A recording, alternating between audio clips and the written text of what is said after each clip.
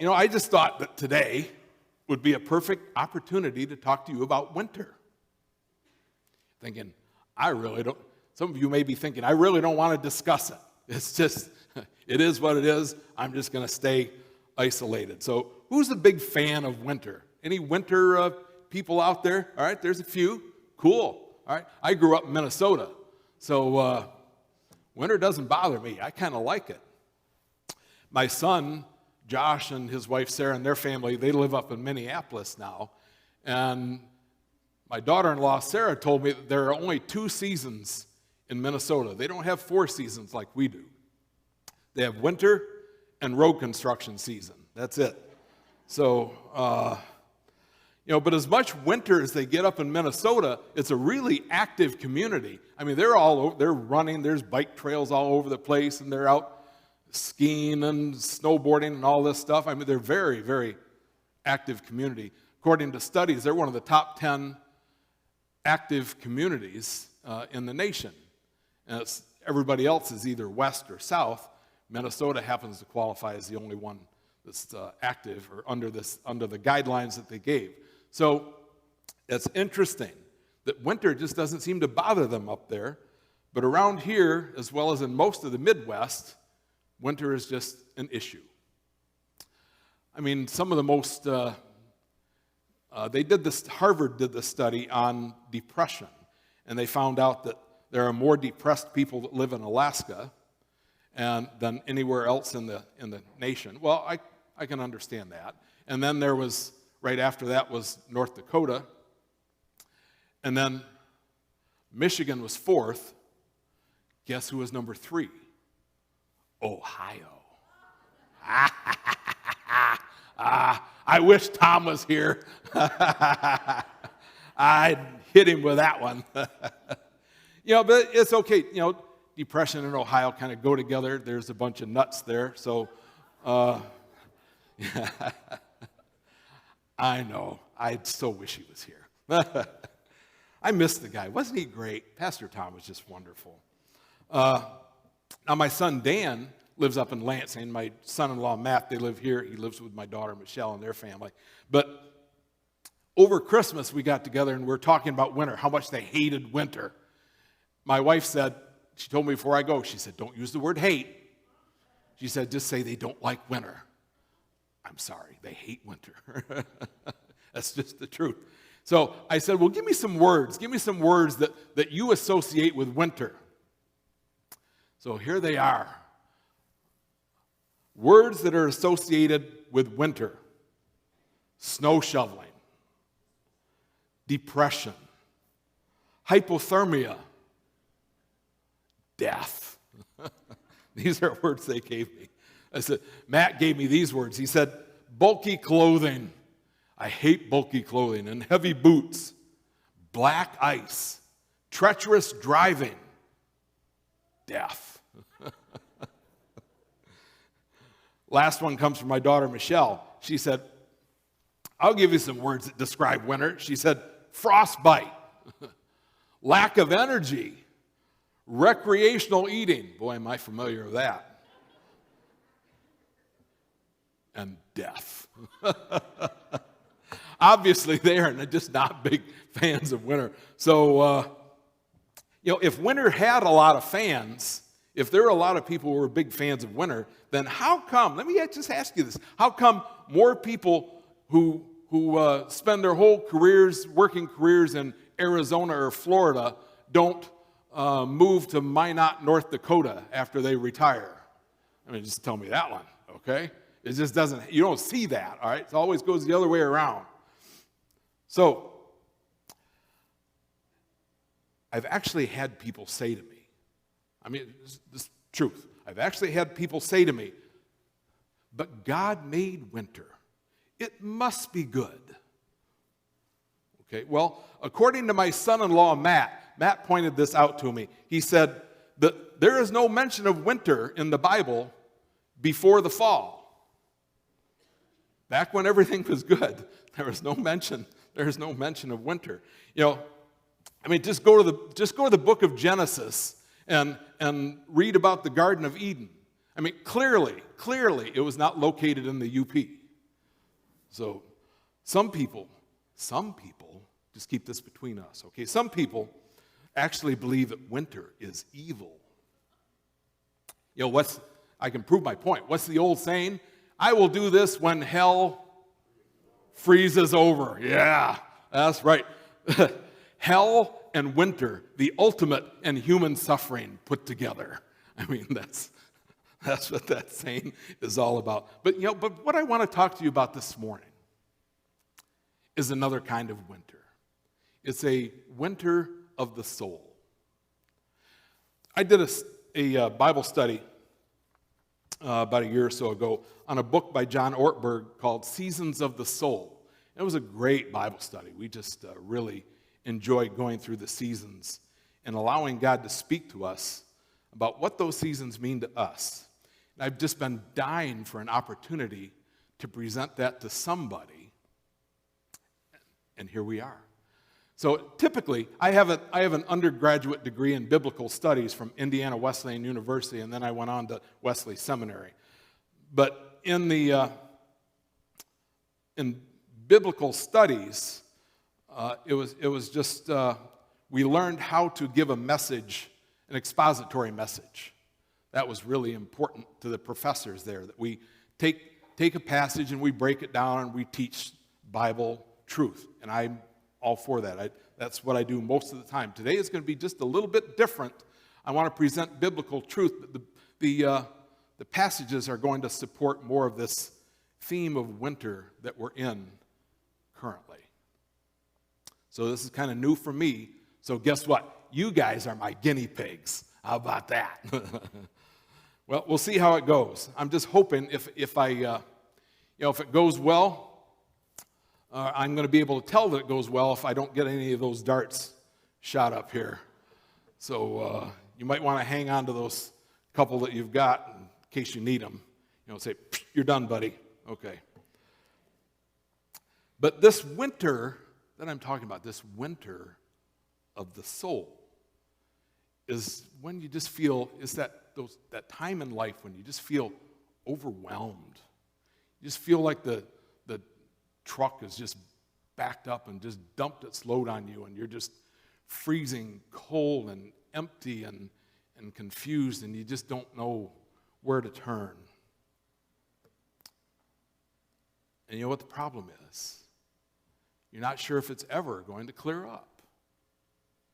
You're just not sure about that. And when you experience those kinds of feelings, then you are in your own season of spiritual winter. There's a few books in the Bible, certain books like Ecclesiastes and Job and many of the Psalms that talk about what this kind of winter looks like. So here's a few excerpts of what I'm talking about. In Psalm 38, 7 through 10. It begins this way in verse 7. My back, this guy's been out shoveling snow, I can tell. My back is filled with searing pain, he says. There's no health in my body. I'm feeble and utterly crushed. I groan in anguish of the heart, and all my longings lie open before you, Lord. My sign is not hidden from you. My heart pounds, my strength fails me, and even the light has gone from my eyes. Oh my, this poor guy, he's got it bad. He's in a bad season of winter. The psalm was written by a man who was just feeling totally, utterly crushed by life. He has no strength in him. I know a man, a friend of mine, who got downsized. He was only a year, just 1 year from retirement, and he got downsized. And company, I wouldn't say the company is heartless, but to him, that's what it felt like. Felt like they just had no heart. And now he's struggling financially, and he's not only struggling financially, but he's struggling with life because without work, he's not sure who he is. He's not sure what to do. He's in a season of winter. I know a woman who got her lab report back a few weeks ago. And it showed the breast cancer that she'd been struggling with has spread, and the doctor told her that it's terminal, and the end is near. And suddenly, all the dreams that she had for retirement and for growing old with her husband and traveling and watching the grandkids grow up just vanished. Just vanished. In Psalm 39:6, the writer says this: "A man is merely a puff of wind. We rush about keeping busy, but it just ends in nothing." I mean, this guy's really feeling pretty low too. Amazing how so many of the Psalms talk to us. They speak to our hearts. They're raw and they're real. They're authentic, and they speak to exactly what we're feeling. If you're ever feeling down, get into the Psalms. You will be able to identify with so many of the verses that are there. We hear how difficult this struggle is in Psalm 39:12. I love this. This comes from Eugene Peterson when he wrote in the Message Bible. He says, God, listen to my prayer, my cry. Open your ears. Don't be callous. Just look at these tears of mine. I'm a stranger here. I don't know my way. A migrant like my whole family. Give me a break. Cut me some slack before it's too late, and I'm out of here. That's Eugene Peterson's interpretation of Psalm 39:12. That psalm was written 3,000 years ago, more than 3,000 years ago.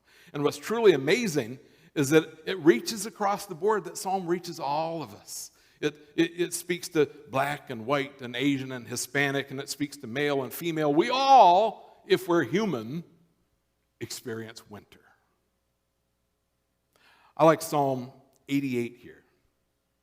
The psalmist writes these very poignant words. He said, I am like one without strength. I'm set apart with the dead, like the slain who lie in the grave, whom you remember no more, who are cut off from your care. You have put me in the lowest pit, in the darkest depths. At first we see this guy, he can't even get out of bed. He just lacks the strength, and he thinks that God doesn't even care. But then he takes it a step further, and he believes that God is to blame for his suffering. This good and gracious and merciful God that we have, he believes because of the situation he's in. He believes that this God is responsible for his suffering. In verse 6, he says, you have put me in the pit. What's wrong with you? That's how I feel about my clients that I work with and come out of drug court. What's wrong with you? Come on. You're putting me in the pit with your relapse, not thinking that they are in the pit, and I'm the one who needs to lift them up. When we're in pain, when we're hurting, and we're confused as human beings, we just want someone or something to blame, don't we? Don't we just want someone we got to pin it on somebody, and so there's nobody around responsible for our demise, so to speak, for our circumstances, and so we blame God. It's often that God has to take the blame, but you know what? Here's the good news. It's okay. He's big enough to take it, and he will love you through it, no matter what you blame him for, because he loves you with an intensity that we cannot even imagine. Then in verse 14, the psalmist makes this interesting statement in verse 14. He says, why, O Lord, do you reject me? Why do you hide your face from me? He says. Now this goes back to our roots. See, one of the most basic needs of an infant is to see the face of the parent, to hear their voice, to feel their touch. And all those things have to match up for an infant. You got the little baby, the little papoose, he's lying in the crib, and we go up, and my wife would always talk this baby, oh, hello, the little baby, hello, oh, you're so cute. But she would talk sweetly, and her face would match, and her touch would match. For an infant to feel secure, those things all have to match up. if a parent goes up to the baby and talks, "Oh, cute, baby," but their face is just very angry, the infant can see that. The infant will feel that anger. They will pick up those cues from the parent's face. And it's very traumatic for an infant to, for one thing, for the parent to be angry, but it's even more traumatic for a parent to walk up to the little baby and then hide his face, her face, to hide your face. And that's what the psalmist is expressing. It's this basic human need to meet with God. It's primal. And in the time we have left, I'd just like to make 3 observations. All right. Number 1, winter is unavoidable. Beautiful. You guys did great. All right. You know, a lot of people think there should be something like, 5 easy steps to avoiding this season of winter in your life. Sorry, life doesn't work like that. It's just because, and for us here, just because a person is a Christian doesn't mean we will constantly live in this perpetual state of summer where everything is blossoming and everything is great. We don't always just skip merrily down the sidewalks tossing posies out of our basket as we go through life. That's just not possible. Winter in the soul is a human experience, Christian or not. So, praying harder, working harder, studying your Bible more, trying to think more positively, these are great steps. And I'm not saying they don't help, because actually, pouring out our hearts before a holy God and voicing our complaints to Him, that's exactly what the Psalms are. The psalmist is just pouring out his feelings before God.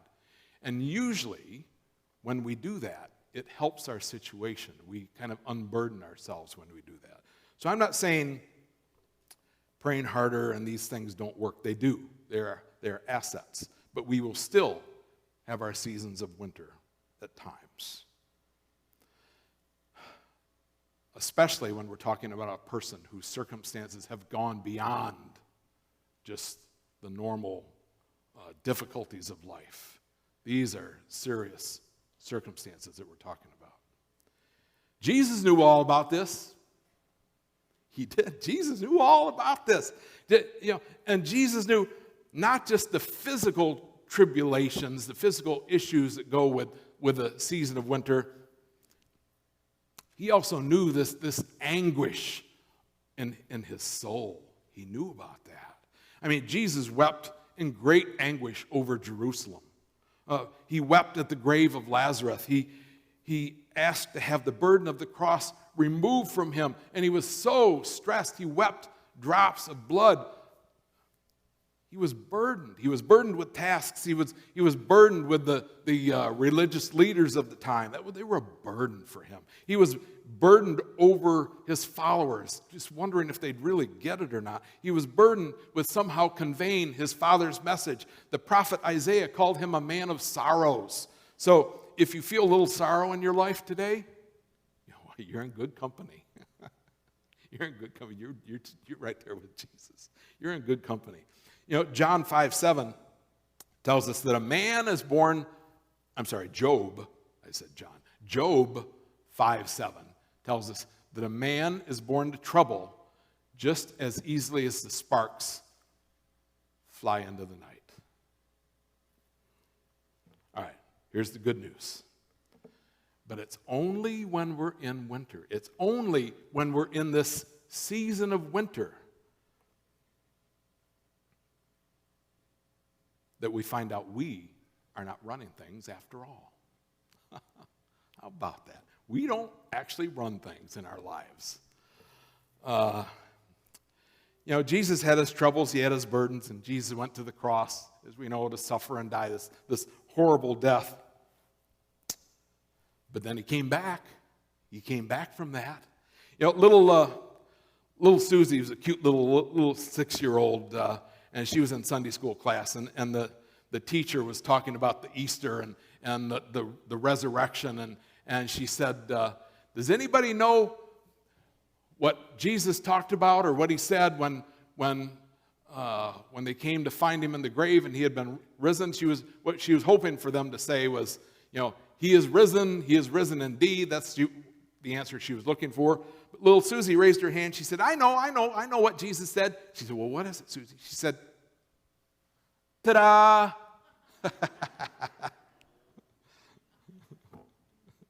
Well, she might not be too far off. When we're in a season when everything is wonderful and things are blooming and things are going well, we're tempted to think, ta-da! This is great. But what makes the season of winter so hard is that we can't say that. We can't say, I got this, because we know that we don't. Our season, but it's when we're in our season of winter that just like the leaves on the trees, everything is stripped bare. But when everything is stripped bare, guess what? We have more clarity. We can see further. We can see more clearly. So our first observation is that winter is unavoidable. Here's our second. Our second observation is that in winter, most people are tempted to isolate themselves. Even in a crowd, even when we're in church, when we're surrounded by people, we still tend to isolate. How you doing? Oh, great. Oh, great. Thank you. All right.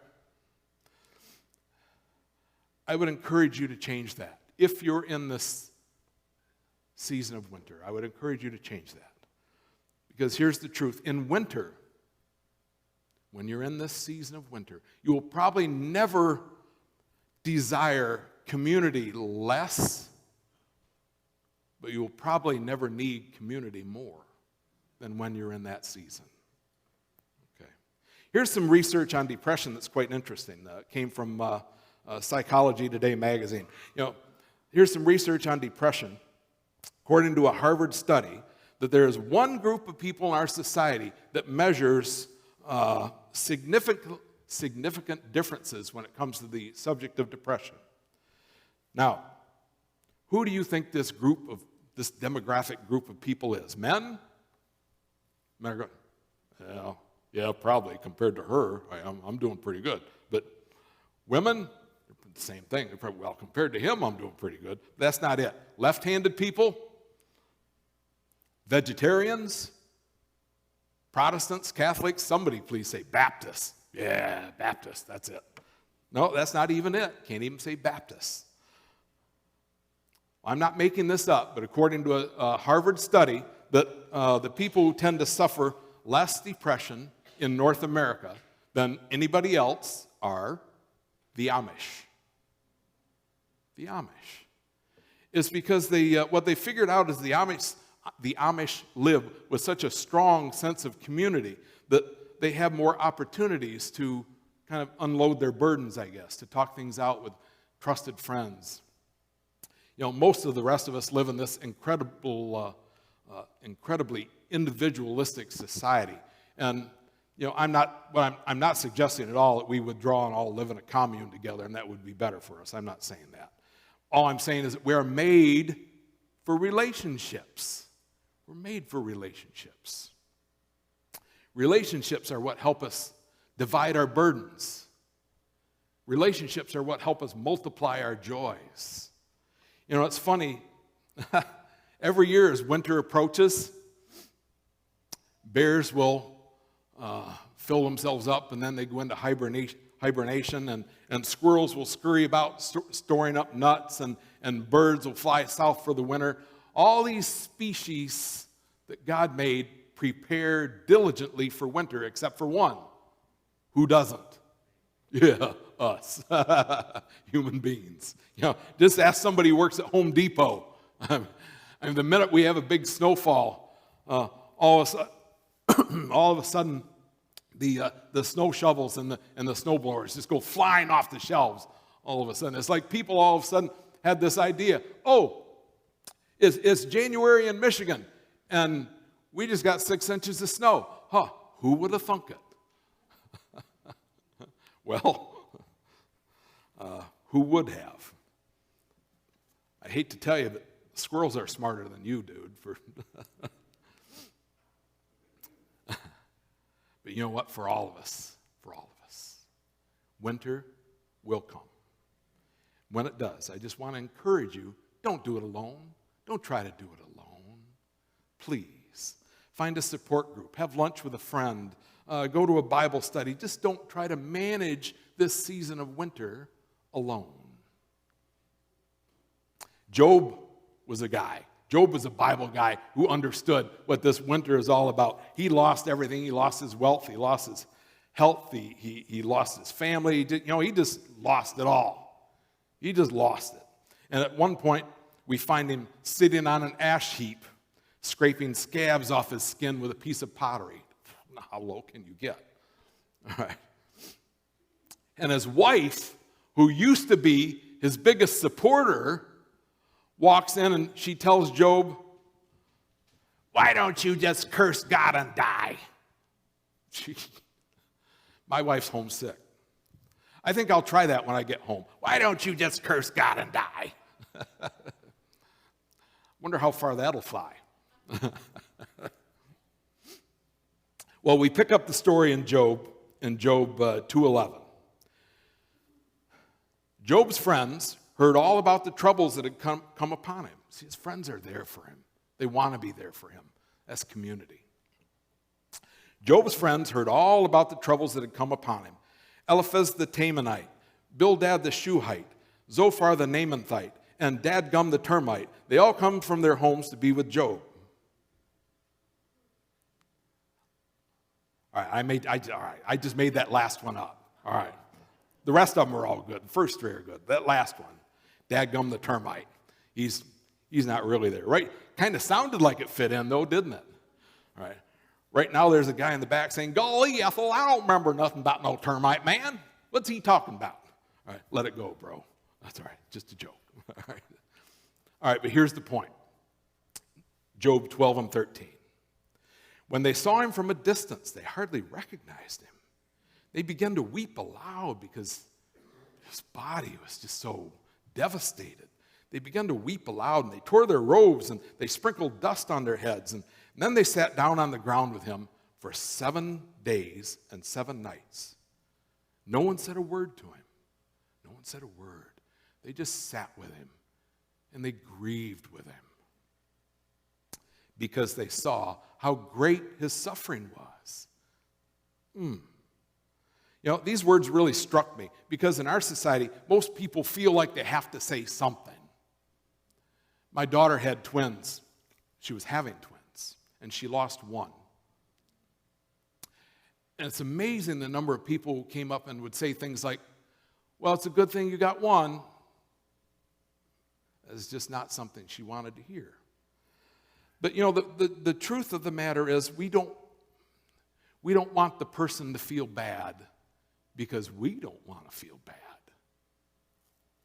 And to be honest, I think one of the most misused, misunderstood scriptures in all of the Bible is Paul's command in Romans 12:19, to mourn with those who mourn. Just mourn with those who mourn. A friend of mine was telling me recently that when his dad died, another guy we knew came up and asked him if his dad was saved. He said, "I'm not really sure." He said he never really talked about it. The guy said, "Oh, that's too bad," and he walked away. Oh, that's not what you want to say to somebody who's grieving. Scripture is clear. We don't have to have these pat answers. All we need to do is just be there to help. Just mourn. Just mourn with those who mourn. If you know the story of Job, you know that eventually his friends began to offer explanations for why he was suffering. They sat with him for 7 days, and they couldn't stand it any longer. They just had to say something. So they start getting on Job's case. By doing that, then they got into trouble with God. I'm thinking, yeah, go God. Teach them a lesson. But they were at their best. They were at their best. They were at their friendship best when they just sat there and they just mourned with him, and they didn't say anything. If they'd have said something like, "Oh, Job, we're so sorry for your troubles," they didn't even have to say it because they were there to prove it. The problem with the church, not this church, the Christian church, is in how we view this season of spiritual winter. I work with all kinds of drug addicts and alcoholics, and they come in, and most of them are in this season of winter. And we have to talk our way through it. And some of them are Christians. I worked with a pastor from Chicago who got busted while he was in Calhoun County, and he plea bargained drug court. And we worked together for 2 years. Of course, he got let go by his church, but he found another one. And what he found was this renewed strength, this renewed commitment to his faith. Oh, it was glorious to work with him. I so enjoyed it. We had these great discussions. But to tell you the truth, I believe that people who wrestle with depression, who refuse to give up, who refuse to quit, who seek help from a pastor or a counselor or even a wise and trusted friend, who push themselves even when they would rather not. I think these are some of the greatest and most courageous people I have ever met. You know, some of the greatest Christians in history, people like Martin Luther and the great evangelist Charles Spurgeon, they struggled with depression their entire lives. It's a heroic battle, and it's worth everything that you can put into it. So don't you give up. If you're there, don't give up. It's worth it. So the first observation is that a season of winter is unavoidable. It's unavoidable. The second is, don't try to navigate that alone. Get some help. The third is this: when you're in a season of winter, like our song said, wasn't that great music? I love that music. I could sit and listen to that all day. I couldn't listen to me all day, but I could listen to that music all day. That was great. Third observation is this: when you are in a season of winter, hold on to hope. Hold on to hope. We have hope because of Jesus Christ. We have hope. Never forget that. We have hope. You know, it's amazing how much we devalue this season of winter. I mean, we even put a rodent in charge of predicting how long it's going to last. I mean, how smart is that? Right? But just look at the facts. When you're in winter, just like it is outside, when it's dark and dreary, it can feel like that inside. We can feel useless and we can feel drained, and it doesn't matter how much sleep we get, we just feel tired all the time.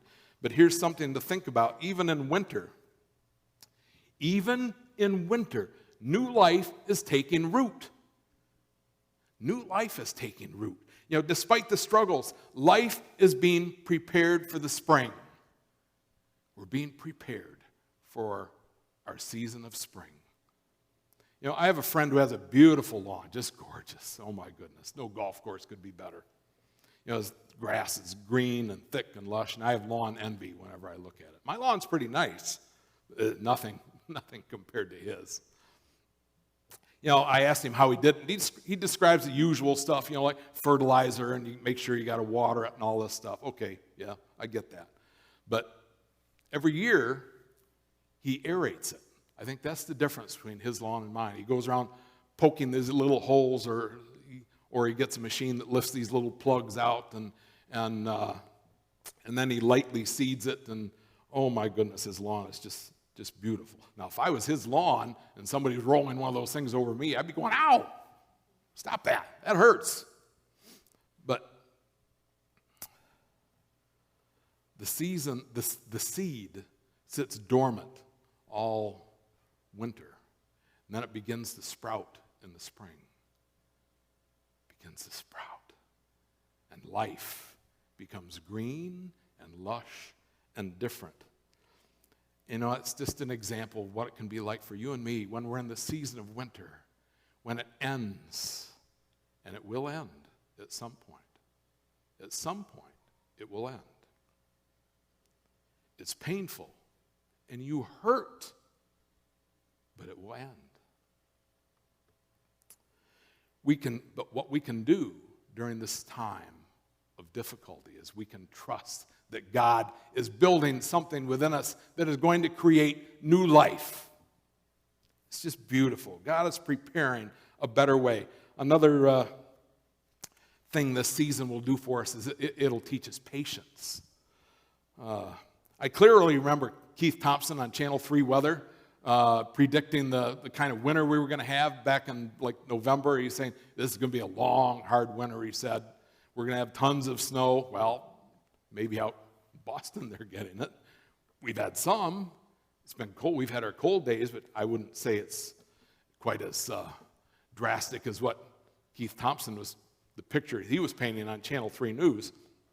You know, he had all these graphs and charts and stuff and how he was going to predict the snowfall and the length of the winter. But we can see right now that much of what he predicted has not come true. At least not yet. Don't know what's coming, but it hasn't come true yet. And likewise, no one can predict how long you'll be in winter. You can't predict it. No one can predict it. Only God knows. And that's one more reason why we trust him. Why we trust him. It's because he's the one who knows. The psalmist puts it like this in Psalm 35. His anger lasts only for a moment. His goodness lasts for a lifetime. Tears may flow in the night, but joy comes in the morning. Now, that's not a literal mourning. It's not like if you're grieving that you just flip a switch and morning comes, okay, good, it's time to stop. That's not it. Mourning is just, it's a relative term. That might mean a year or 2 years. It might mean 5 years. Who knows? There is no timeline on grief. There is no timeline on depression. There's no timeline on that. God has the timeline. We trust him that he will be working on that. You know, the word anger, sometimes we think, God must have been angry with me. He's punishing me for this. I have a lot of addicts who think that. You know, how come God's always messing with me? Is what they say. And it's great because we get to talk about that. The word anger really means discipline in this case, in this verse. The type of discipline that's being inferred here is teaching. In other words, in the middle of our sorrow, in the middle of our struggles, God might be teaching us something. He might be. You know, for example, last year in June, it's been about 7 months now, I lost both my parents to COVID. Oh my, I still miss them. They were great. I had great parents. They were fun to be around. I enjoyed them. I just enjoyed being with them. They taught me so much. You know, but the life of every human being is filled with this combination of sickness and health and miseries and wonder and sorrows and joy. We all have this combination of these things. But it's in the darkness. It's in the winter. It's in the winter, in the darkness. That's when we can hope for two things. Two things. One, that someday God will bring you out of your winter. He will. Trust him. You know, it's a kind of strange thing, but in my grief after my parents passed, I felt this amazing sense of gratitude that I had the folks that I did. They were wonderful. I was so grateful to have them, and it just increased my overall sense of gratitude just in life. I was just so much more, I guess, grateful now than what I was. And I was grateful before, but God just took over. I thought I was a little lost. I thought, what am I going to do without my dad?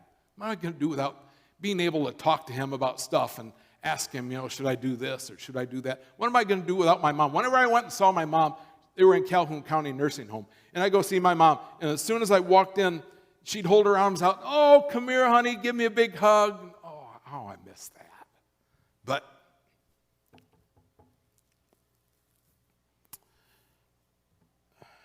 it's when we're in this season of winter, God takes over, and he becomes our parent. See, in winter, when everything falls to the ground, we're left with this stark, barren reality. But we can see a lot further, and we can see God. The distance becomes more visible. You know, most of the time, people who have gone through the season of winter, they're much more able to give comfort and hope to people who are struggling. They can say, we've been there, done that. Their hearts are softer, they're kinder, they're more patient.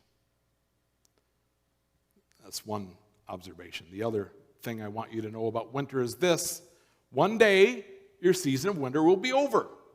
Talked about that a little bit, but here's an old story. This is an old story. You've probably heard it 100 times, but you know, it bears repeating because it's just classic. Anything that's classic is worth repeating. There was a woman who was diagnosed with terminal cancer. She was given just a few months to live. The doctor told her she needed to make her end-of-life preparations. So the first thing she did actually was go to her pastor, and she made preparations for her funeral, because they met and she told him what songs she wanted to have sung and what dress she wanted to wear and what scripture she wanted quoted at the funeral service. And she gave her pastor her favorite Bible, the one that was all marked up and dog-eared and underlined and highlighted, and she told him that she wanted to be buried with it. She wanted to be buried with that Bible, her favorite. Well, as you can imagine, that was a very sober discussion. I've had a few of those discussions, and yeah, they're hard. Then she told her pastor, she told him one more thing. There's one more thing, she said. And he said, what's that? He said. She said, now this is important. I want to be buried with a fork in my right hand. Pastor didn't know what to say. He'd never had such an unusual request. And so she explained, in all my years of going to church functions, my favorite part came when whoever was clearing the dishes would come over and say, keep your fork. Keep your fork. That's when I knew my favorite part was coming, and it wasn't Jell-O. It was something with substance, like chocolate cake or pecan pie, biblical food. She said, I just want people to see me in my casket with a fork in my hand, because I want them to know that something better is coming. Something better is coming. And she went home, and sadly, she died a few weeks later. And so they had the service, and the people came. They saw the dress that she'd picked out, and they sang the hymns that she'd picked out. And they saw the old tattered Bible in her hand, and everybody asked the same question. All right, what's up with the fork? What's up with that? And the pastor explained, because she wanted everybody to know what was up with the fork. For anybody who has known Jesus, it's not a day of defeat. Psalmist tells us, sorrow may last for a night, but joy comes in the morning. Joy comes in the morning. So I have some homework for you today. All right, Calvary Baptist Church, I have some homework for you. Probably going, oh man, I hope it's not a lot here. Okay, all right. It's not a lot. It's not a big deal. Okay. This week, just this week, between now and next Sunday, every time you sit down for a meal, I just want you to look at your fork, and I want you to thank God. I want you to be grateful that something better is coming. And then I want you to remember to hope. Remember to hope. And I want you to keep on hoping. And I want you to keep on fighting for every day God gives you on this earth. Every day.